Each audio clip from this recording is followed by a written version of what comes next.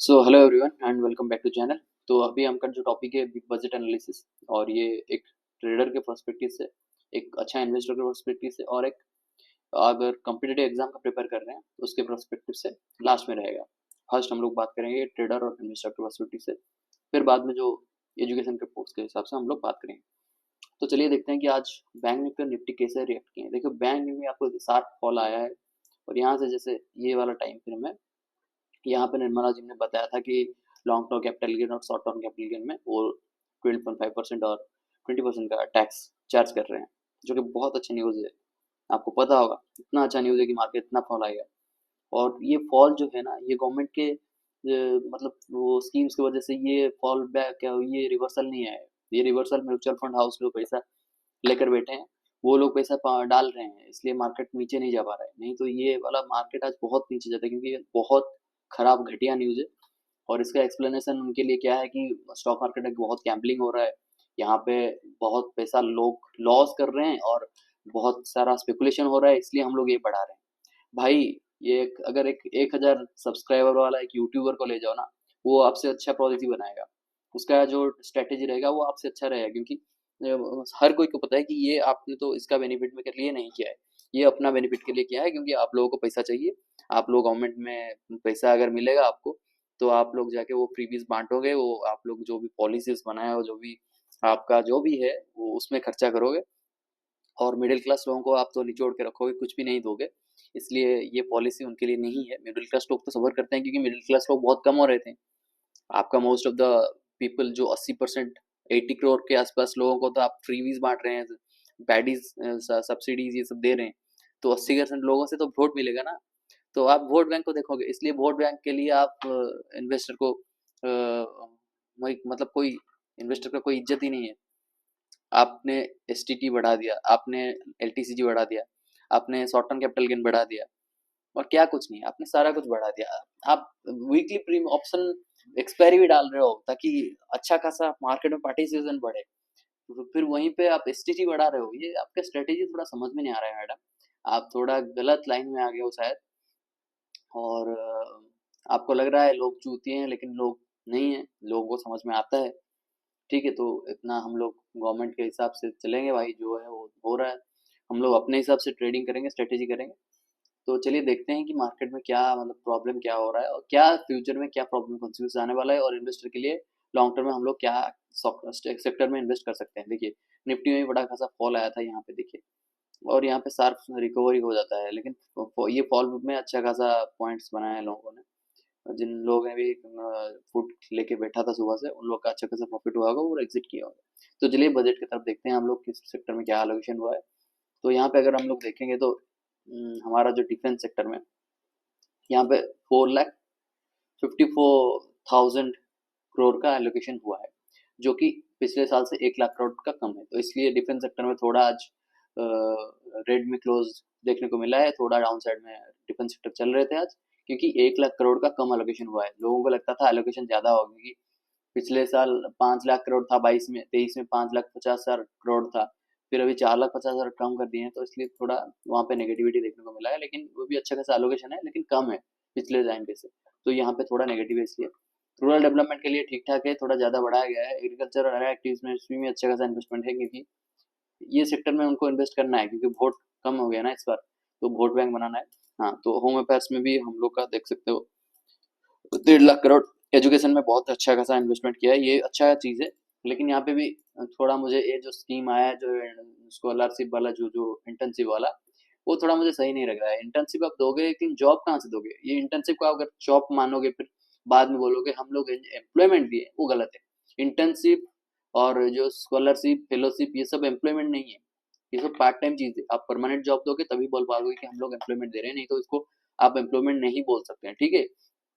तो ये एजुकेशन में बहुत अच्छा खासा चीज़ है, क्योंकि नेट नीट में इतना बड़ा फ्रॉड हो रहा है आपकी सरकार में, तो आप लोग को ये देना चाहिए था, ठीक है, अच्छी बात है। तो एजुकेशन में आपको फ्रॉड जो हो रहा है, जैसे आईएएस के एग्जाम में जो अभी चल रहा है कि कोई डिसेबिलिटी सर्टिफिकेट और ओबीसी सर्टिफिकेट, ईडब्ल्यूएस सर्टिफिकेट, ये सब फेक के कर रहे हैं, इसको आप कंट्रोल कर पाएंगे? इतना पैसा सफिशिएंट है, क्योंकि बहुत बड़ा बड़ा फ्रॉड हो रहा है, तो कंट्रोल कर पाएंगे आप लोग, मुझे लगता है।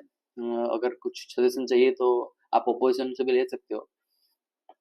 और आईटी टेलीकॉम छोड़ दे, उसका कोई मतलब नहीं है। हेल्थ में थोड़ा मुझे लगता है कम हो गया है, क्योंकि थोड़ा अच्छा खासा एलोकेशन चाहिए था। एनर्जी सेक्टर में भी उतना एलोकेशन नहीं है। ठीक है, कोई बात नहीं है, अब सोलर एनर्जी ये सब में आएगा धीरे धीरे पॉलिसी, इसको चेंज भी कर सकते हैं। और फिर देखते हैं, चलिए। एमजी नरेगा, ये तो पता है आपको क्या है। ये डेली वो जो वर्क करते हैं, 100 दिन का वर्क आपको देंगे और फिर इसको पैसा देंगे। ये तो इंडिया में सबसे बड़ा फ्रॉड है। यहाँ पे जेसीबी की खुदाई से होता है काम, और आपका जो ये कार्ड जो है, जॉब कार्ड, उसमें आपका काम दिखाते हैं, सरपंच लोग पैसा खाते हैं और वो पता नहीं चलता है। देखिए, मैं फैक्ट बताता हूँ, आप रिसर्च करिए अपना, और मेरे ऊपर ब्लेम मत करिए। अब मैं आपको सजेशन देता हूँ, इसमें सरकार को कुछ स्टेप लेना चाहिए। यहाँ पे हर पंचायत में ये फ्रॉड हो रहा है। काम होगा जेसीबी से, काम होगा ट्रैक्टर से, लेकिन लोगों का कार्ड लेके उनका नाम पे काम का जो ये दिखाया जाएगा डाटा, और उसमें पैसा वो लोग लूटेंगे। ये बहुत बड़ा लीकेज है सिस्टम में, लेकिन ये इतना बड़ा फ्रॉड है, इसको सरकार नहीं पकड़ पा रहा है। ये जो लाइव लोकेशन वाला चीज है, वो सब बहुत स्कीम आए लाए हैं, लेकिन ग्राउंड लेवल पे इन लोग का गवर्नमेंट स्टाफ इतना फ्रॉड करते हैं। इन लोग का जो elected members of the people जो है, बहुत सारे लोग फ्रॉड करते हैं। इतना बड़ा फ्रॉड है, इसको एक्सप्लेन नहीं कर सकते हैं। इसको वर्ल्ड बैंक के लेवल में जांच होना चाहिए, और गवर्नमेंट मुझे लगता नहीं है इस फ्रॉड को रोक पाएगा, और गवर्नमेंट भी इसको डिनाई कर देगा, मुझे ये लगता है। ठीक है, तो ये थोड़ा बहुत बुरी चीज़ है, इसको कंट्रोल करना चाहिए गवर्नमेंट को, लेकिन वो नहीं करेंगे, मुझे पता है। रिसर्च एंड डेवलपमेंट प्रोजेक्ट में थोड़ा ये क्या, मुझे नॉलेज नहीं है, इसको छोड़िए। सोलर सेक्टर में देखिए, ये इतना था बजट एस्टिमेट 2023-24 में। ये थोड़ा अच्छा खासा बनाया गया कि सोलर रूफटॉप में उनको सूर्योदय स्कीम या कुछ है, उसमें एलोकेशन करना है। तो सोलर रूफटॉप देंगे, 300 यूनिट देंगे। ये बहुत अच्छा स्कीम है, ये बहुत अच्छा स्कीम गवर्नमेंट का है, मैं अप्रिशिएट करता हूँ। फ्री इलेक्ट्रिसिटी देने से ये स्कीम बहुत अच्छा है, ये इकोनॉमी का डेवलपमेंट होगा, और इसमें मैं सपोर्ट करता हूँ गवर्नमेंट को, completely support government. Line of credit under idea scheme, ये भी अच्छा स्कीम है। Direct benefit transfer of LPG, ये डीबीटी का पॉलिसी क्यों ले रहे हो आप, सब्सिडी क्यों दे रहे हो, मुझे पता नहीं है। मतलब आप पैसा लोगों से ज्यादा ले रहे हो, फिर सब्सिडी दे रहे हो। मतलब रोटेशन ऑफ मनी, इसका नीड क्या है? डायरेक्ट प्राइस कम करने से नहीं होगा, तो आप सोच सकते हो इसके बारे में। सेमीकंडक्टर में अच्छा खासा डेवलपमेंट हो रहा है, लेकिन इसमें थोड़ा और बढ़ाना चाहिए, और अच्छा खासा इंजीनियर को हायर करना चाहिए, ताकि वो डेवलपमेंट अच्छे से हो सके। बजट रिसीट इस बार तो ज्यादा होगा, क्योंकि आरबीआई से 1 लाख 2 लाख करोड़ का आप लोगों को पैसा मिल रहा है, तो रिवेन्यू तो अच्छा खासा आएगा ही। कैपिटल रिसीट, रिवेन्यू रिसीट दोनों में अच्छा खासा है। इसमें क्यों कम हो गया मुझे पता नहीं है, देखना पड़ेगा इसको अच्छे से। रिवेन्यू एक्सपेंडिचर ये जो था, थोड़ा बहुत ज़्यादा नहीं बढ़ गया भाई, परसेंटेज के हिसाब से थोड़ा ज़्यादा बढ़ मुझे लग रहा है। ठीक है, अभी ये खत्म हो गया। ऊपर बहुत चीज सारे चीजें हैं, देखो आपके इंटरेस्ट पेमेंट बैंक जो गवर्नमेंट लोन लेके बैठा है, इसको एक्चुअली वो लोग कम करना चाहते हैं, इसलिए वो जो फिजिकल डेफिसिट है, इसको कम करने की कोशिश कर रहे हैं। 4.5% का टारगेट है, ये एक अच्छा चीज है, लेकिन इसको कर सकते हो। लेकिन आप फ्रीबीज वगैरह इतना सब बांट रहे हो, टैक्स ले रहे हो, लोगों से टैक्स ले रहे हो, और फ्यूचर एंड ऑप्शन में आपका क्या दिमाग जाता है सर जी? आप ये बताओ, आप कुछ आपका दिमाग यूँ नहीं होता है।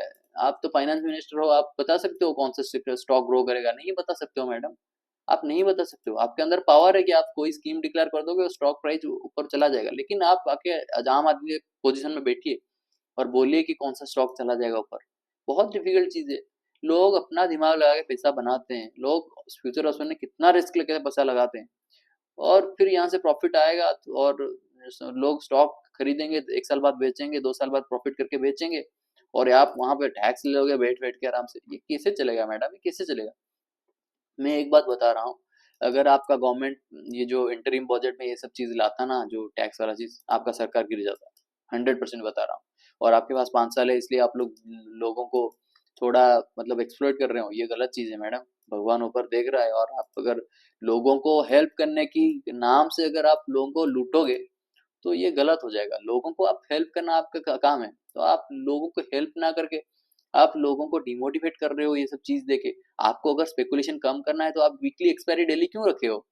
आप वो लॉट साइज बढ़ा दीजिए। आप एक बैरियर लाइए कि हाँ, एक एग्जाम होगा, एग्जाम के बाद आप फ्यूचर ऑप्शन में आप एंटर कर पाओगे, नहीं तो ये जो नया बिगिनर है वो लोग एंटर ही नहीं कर पाएंगे। ये सब चीजें रखो, आप इस ऐसा कुछ भी नहीं है आपके पास, आप डायरेक्टली बोल रहे हो कि हमें टैक्स ज़्यादा लेंगे जिससे हमको बेनिफिट होना चाहिए। भले ही वो फ्यूचर ऑप्शन में थोड़ा लॉस करे क्योंकि एसटीटी तो आपको वैसे ही मिलेगा ना, ठीक है? तो ये थोड़ा खराब है।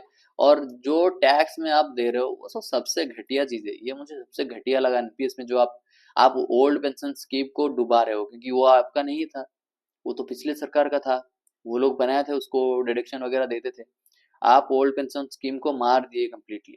न्यू पेंशन स्कीम को आप लाए हैं जिसमें होम लोन में कुछ भी बेनिफिट नहीं है, जिसमें आपका 80C वाला जो था, पीपीएफ, एनपीएस और जो मेडिकल इंश्योरेंस, जो एलआईसी वगैरह, कुछ भी बेनिफिट उसमें नहीं है। 80सीसीडी नहीं है। आपका हेल्थ इंश्योरेंस, मेडिकल इंश्योरेंस, या फिर जो डिजेबल लोगों को मिलता है, जो दिव्यांगन होता है, उनको 75,000 का बेनिफिट मिलता था ओल्ड पेंशन स्कीम में। न्यू पेंशन में आप कितने दिए हो? कुछ भी नहीं दिए। और यहाँ पे आप लोग दिखा रहे हो कि सेविंग अप टू 7,500। अरे भाई, ये इस कैटेगरी के अंडर, इसके नीचे सब फॉल करते हैं मोस्ट ऑफ द पीपल। और इन लोगों को आप लूट रहे हो। आपको दिख रहा होगा कि नील है, 5% है, कुछ नहीं है टैक्स, लेकिन टैक्स लगता है भाई। इन्फ्लेशन इतना ज्यादा है कि यहाँ तक सबका सैलरी है, लेकिन यहाँ का सैलरी आपका आ जाएगा ना 30, 35, 40 हजार आपका टैक्स कटेगा। लेकिन यहाँ पे जो बैठे हैं, जो अंबानी अदानी जी के हैं, उनको टैक्स इतना आप कम किए हो। इनहेरिटेंस आपके पास नहीं है टैक्स लगाने के लिए। आपने उन लोगों के टैक्स बहुत कम कर दिए हैं। और बिजनेस में तो आपको पता है कितना बेनिफिट मिलता है। जीएसटी में आप कुछ खरीदोगे तो जीएसटी बेनिफिट, और यहाँ पे हिंदू अनडिवाइडेड फैमिली कर दोगे, वहां पे आपको सैलरी देके वो बेनिफिट ले लेंगे, या फिर इनकम वो डिस्ट्रीब्यूट कर देंगे। ये सब गलत एक्सप्लॉइटेशन हो रहा है और आपको दिख नहीं रहा है कि आप क्या कर रहे हो। सजेशन ले रहे हो क्या इकोनॉमिस्ट से, या फिर खुद बना रहे हो? 6-5 साल से आप फॉरेन फाइनेंस मिनिस्टर हो, आपको कुछ क्या पता चल रहा है? मतलब ये देखिए, आप सॉफ्टवेयर कैपिटल गेन में अब 20% टैक्स करते हैं। ये 15% था, ये 10% था, इसको 12.5% कर लिए। और यहाँ पे आप बोल रहे हो कि हम लोग एग्जेम्पशन कर रहे हैं 1.25 लाख करोड़। ये 1.25 लाख जो है एक साल का, मुझे बताइए, अगर 10 लाख 15 लाख कोई इन्वेस्ट करता है तो उसे आराम से ये पहुंच जाएगा। और इसके ऊपर आप बोल रहे हो कि हम लोग इतना टैक्स करेंगे, इतना टैक्स करेंगे, ये कैसे चलेगा मैडम? हाँ, आप लोगों को बोल रहे हो कि हम लोग स्पेकुलेशन कम कर रहे हैं, हम लोग लोगों का लॉस को कम करने के लिए ये सब कर रहे हैं, लेकिन आप अपना देख रहे हो। लोगों के लिए आप क्या किया है इसमें, बोलिए? मिडिल क्लास के लिए आप क्या किया है? मैं मैं वोट दिया हूँ आपको, गलत कर दिया हूँ क्या मैं? हाँ? ये मोदी जी को वो भरोसा करके हमने वोट दिया था। और मुझे लगा था कि फाइनेंस मिनिस्टर के पोजीशन से हटाएंगे इस बार, लेकिन वो हटाए नहीं। और यहाँ पे देखिए, एक बड़ा स्कैम आने वाला है। ये तो बहुत अच्छा न्यूज़ है। चलिए, आपने माफ कर दिया। Reduce BCD to 15% mobile phones, mobile PCB and chargers. आज मैं आपको लिख के देता हूँ। कोई इंडिया का बड़ा बिजनेसमैन है जो मोबाइल फोन सेक्टर में एंटर कर रहा है, मैं लिख के देता हूँ, 1-2 साल के अंदर आपको दिखेगा। इंडिया का एक बड़ा कंपनी का ओनर इंडिया का फोन लॉन्च करेगा, और उसको बहुत अच्छा बेनिफिट होगा, और वो बहुत अच्छा पैसा बनाएगा।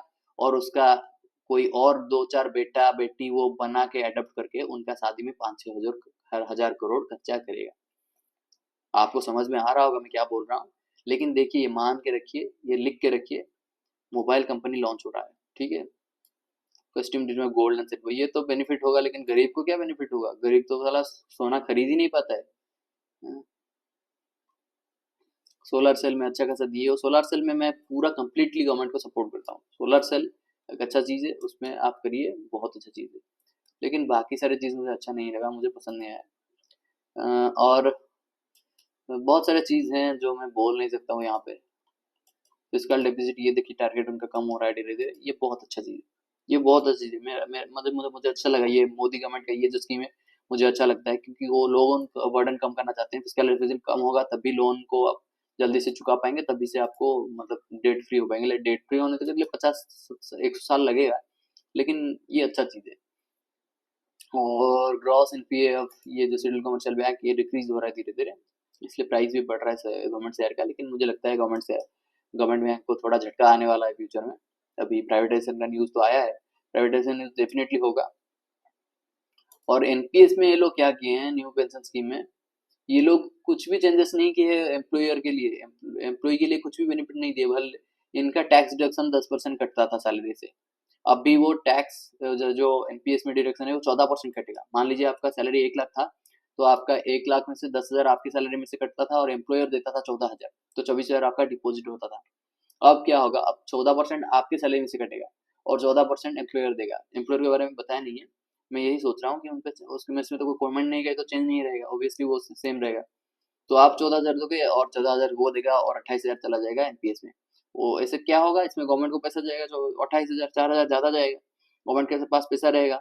आपकी एज अभी 20 है, आप 60 एज तक इसको निकाल नहीं सकते। निकालोगे तो भी कम अमाउंट निकालोगे, 2.5 लाख 3 लाख से ऊपर ज़्यादा हो जाएगा तो बिल्कुल निकाल नहीं सकते। और नौकरी छोड़ोगे या फिर रिटायरमेंट होगे तभी आपको पैसा मिलेगा। तो ये एक बड़ा अच्छा खासा गवर्नमेंट के पास फंड जा रहा है और गवर्नमेंट इसको कहाँ पे यूज़ कर रहा है वो आप उसको पता होगा। या क्या मैनिपुलेशन हो या क्या है कुछ पता नहीं।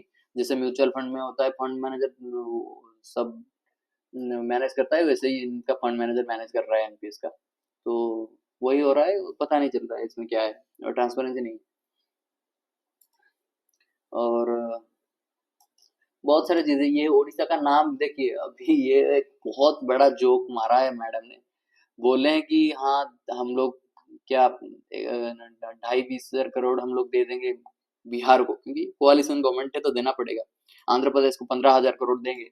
उड़ीसा को कितना देंगे बिल्कुल नहीं बताएं, क्योंकि उड़ीसा में तो बीजेपी की सरकार है भाई, क्या बताएंगे उनको, क्या ही कर लोगे आप।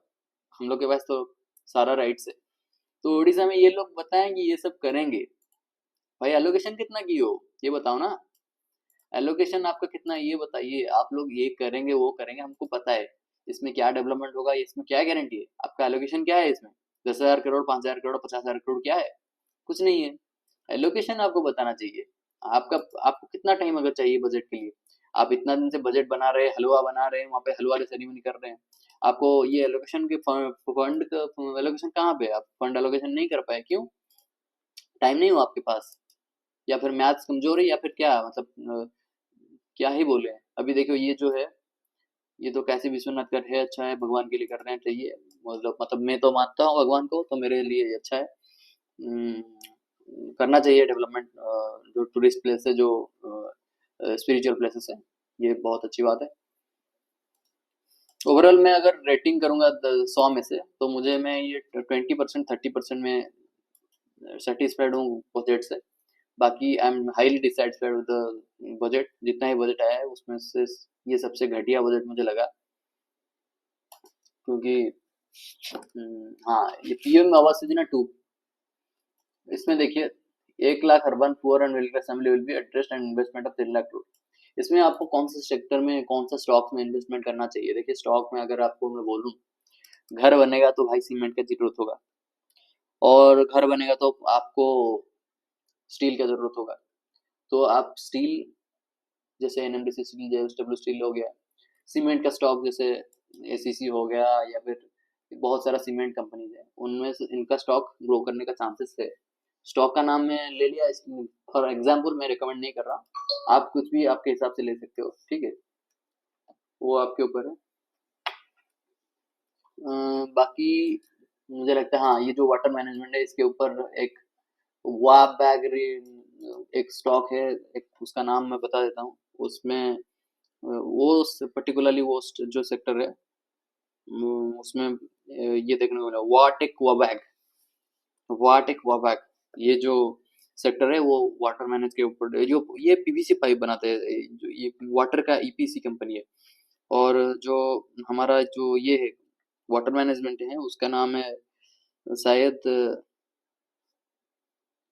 एक सेकंड ना, मैं देख के बताता हूँ, मेरे पास है वो, एंटोनी वेस्ट हैंडलिंग सेल। ये अच्छा खासा रिटर्न कल दिया है, मुझे पता नहीं कल कैसे पता चल गया लोगों को कि इसमें आएगा, क्या हो रहा है क्या नहीं पता नहीं है, गवर्नमेंट तो है भाई।